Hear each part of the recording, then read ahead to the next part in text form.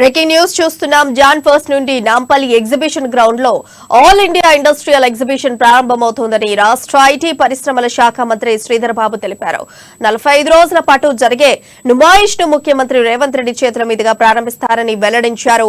పారిశ్రామిక ప్రదర్శనకు ఏర్పాట్లు పూర్తి చేశాం. 45 రోజుల్లో లక్షలాది మంది ప్రజలు ప్రదర్శనను సందర్శిస్తారు. పారిశ్రామిక విప్లవం తర్వాత ఇదొక పెద్ద వేదిక. ఈసారి 2400 పైచిలుకు ఎగ్జిబిటర్లు రానున్నారు. తొలిసారిగా శాకాహారం రెస్టారెంట్ కూడా ఏర్పాటు చేయబోతున్నాం. ప్రదర్శనకు వచ్చే సందర్శకులు విధిగా మాస్కులు ధరించాలి. ఎగ్జిబిషన్ గ్రౌండ్ లో కరోనా వైద్య పరీక్షలు కూడా చేయాలని యోచిస్తున్నాం. నుమాయిష్ ను విజయవంతం చేయాలని విజ్ఞప్తి చేశారు.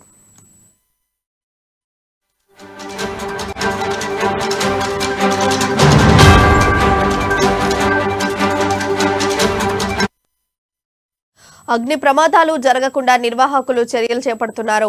వృద్ధులు నడవలేని వారుగా ఎగ్జిబిషన్ లోపల ఉదయం 11 గంటల నుండి మధ్యాహ్నం 3 గంటల వరకు వాహనాలతో సందర్శించే అవకాశం కల్పిస్తున్నారు. నుమాయిష్ ను దృష్టిలో పెట్టుకుని టీఎస్ఆర్టీసీ పలు డిపోల నుంచి ప్రత్యేకంగా బస్సులు నడుపుతోంది. అలాగే నాంపల్లి, గాంధీభవన్ మెట్రో స్టేషన్లు ఎగ్జిబిషన్ మైదానానికి సమీపంగా ఉన్నాయి. మియాపూర్, ఎల్బీనగర్, నాగోల్, రాయదుర్గం మార్గాల్లో నడిచే మెట్రో రైళ్లను నుమాయిష్ ను దృష్టిలో ఉంచుకొని అర్ధరాత్రి వరకు పొడిగించే అవకాశం ఉంది. ప్రత్యేకించి మెట్రో రైలు కోసం స్పెషల్ టికెట్ కౌంటర్ కూడా ఏర్పాటు చేశారు.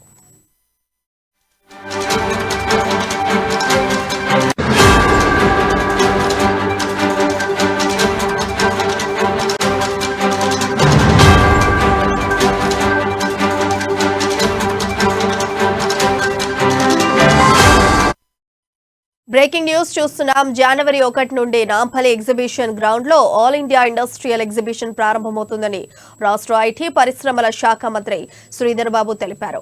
45 రోజుల పాటు జరిగే నుమాయిష్ ను ముఖ్యమంత్రి రేవంత్ రెడ్డి చేతుల మీదుగా ప్రారంభిస్తారని వెల్లడించారు. పారిశ్రామిక ప్రదర్శనకు ఏర్పాట్లు పూర్తి చేశాం. 45 రోజుల్లో లక్షలాది మంది ప్రజలు ప్రదర్శనను సందర్శిస్తారు. పారిశ్రామిక విప్లవం తర్వాత ఇదొక పెద్ద వేదిక. ఈసారి 2400 పైచిలుకు ఎగ్జిబిటర్లు రానున్నారు. తొలిసారిగా శాకాహారం రెస్టారెంట్ కూడా ఏర్పాటు చేయబోతున్నాం. ప్రదర్శనకు వచ్చే సందర్శకులు విధిగా మాస్కులు ధరించాలి. అలాగే ఎగ్జిబిషన్ గ్రౌండ్ లో కరోనా వైద్య పరీక్షలు కూడా చేయాలని యోచిస్తున్నాం. నుమాయిష్ ను విజయవంతం చేయాలని విజ్ఞప్తి చేశారు.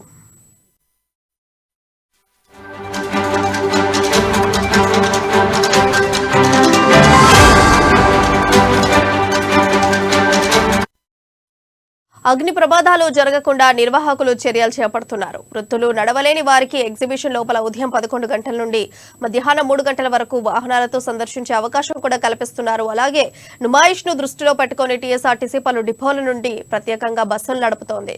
నాంపల్లి, గాంధీభవన్ మెట్రో స్టేషన్లు ఎగ్జిబిషన్ మైదానానికి సమీపంగా ఉన్నాయి. మియాపూర్, ఎల్బీనగర్, నాగోల్ టు రాయదుర్గం మార్గాల్లో నడిచే మెట్రో రైళ్లను నుమాయిష్ ను దృష్టిలో ఉంచుకుని అర్ధరాత్రి వరకు పొడిగించే అవకాశం ఉంది. ప్రత్యేకంగా మెట్రో రైలు కోసం స్పెషల్ టికెట్ కౌంటర్ కూడా ఏర్పాటు చేశారు.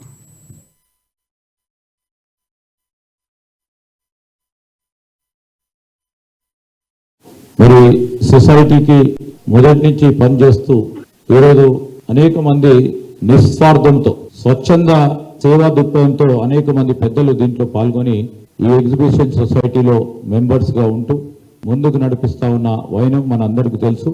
నేను మొదటగా పాత్రికేయుల ముందుగా వారికి ఇంతో పూర్వకం పనిచేసి ఈ ఎగ్జిబిషన్ సొసైటీకి సంబంధించిన పెద్దలను వారికి కృతజ్ఞతలు చెప్తూ ఈరోజు కూడా సొసైటీ పరంగా పనిచేస్తా ఉన్న అనేక మంది మరి ఈ సొసైటీని నిలబెట్టాలి, సమాజంలో మనం ఏదో చేయాలని వివిధ వర్గాలకు సంబంధించి చాలా మంది ఇండస్ట్రియలిస్టులు, అకాడమిషియన్స్, ఉస్మానియా గ్రాడ్యుయేట్స్ అసోసియేషన్కి సంబంధించిన పెద్దలు దీంట్లో మరి చురుగ్గా పాల్గొని దీని ఒక వైబ్రెంట్ సొసైటీగా ముందుకు తీసుకెళ్తూ తెలంగాణ వచ్చిన తర్వాత కూడా మన ఆనిముత్యంలాగా ఈరోజు ఎగ్జిబిషన్ సొసైటీ నుమాయిష్ను కూడా అదే విధంగా పెద్ద ఎత్తున చేయాలని మా ప్రభుత్వం ఏర్పడ్డది, కాంగ్రెస్ పార్టీ ప్రభుత్వం.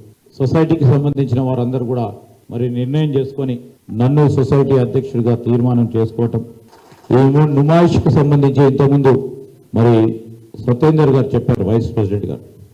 ఈ నుమాయిష్, ఈ ఎగ్జిబిషన్ మరి 1 తారీఖు నాడు గౌరవ మన తెలంగాణ రాష్ట్ర ముఖ్యమంత్రి రేవంత్ రెడ్డి గారు ఆధ్వర్యంలో ప్రారంభోత్సవం చేసుకోబోతా ఉన్నాం.